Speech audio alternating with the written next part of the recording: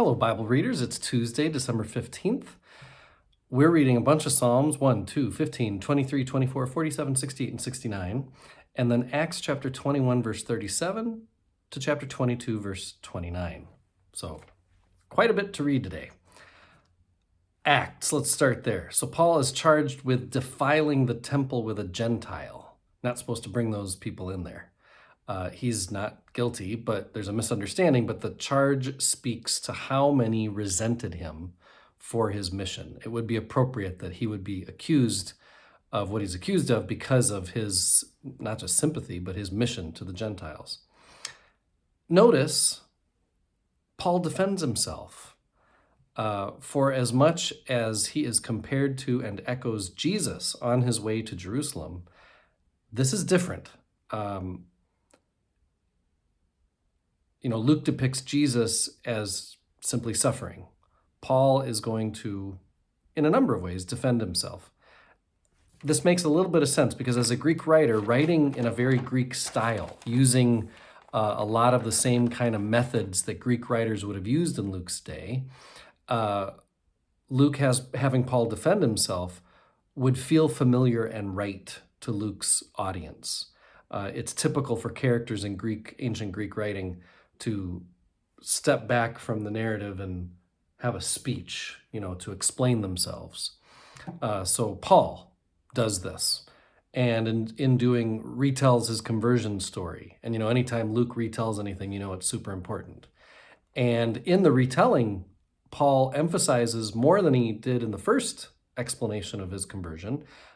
He emphasizes Jesus's role in it, which for some in the audience at the time may have helped Paul, but for others, Jesus is a hot button.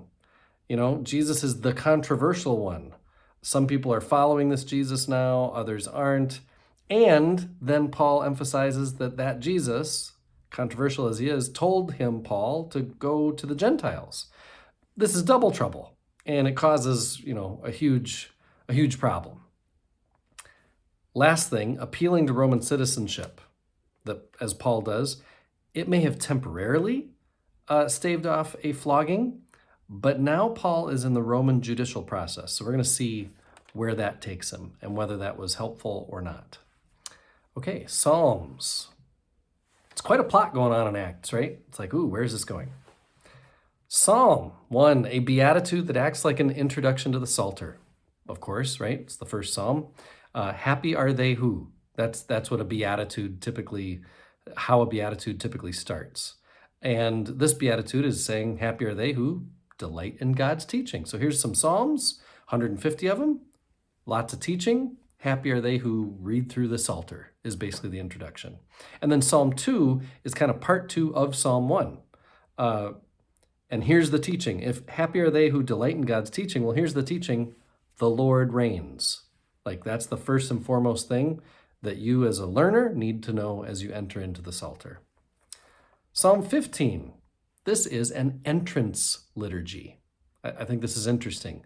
It's like a question and answer ritual for people preparing to enter the temple gates. Who are we? Who are we who are claiming to seek?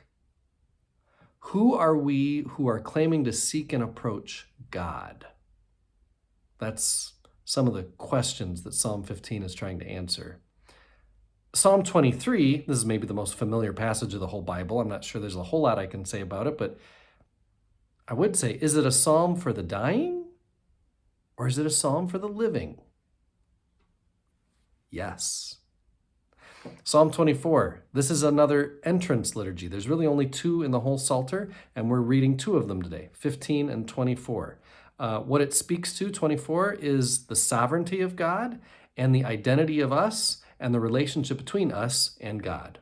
Psalm 47, it's a lot like 24 in how it speaks of God as king over all the earth. Psalm 47 is about how big God is.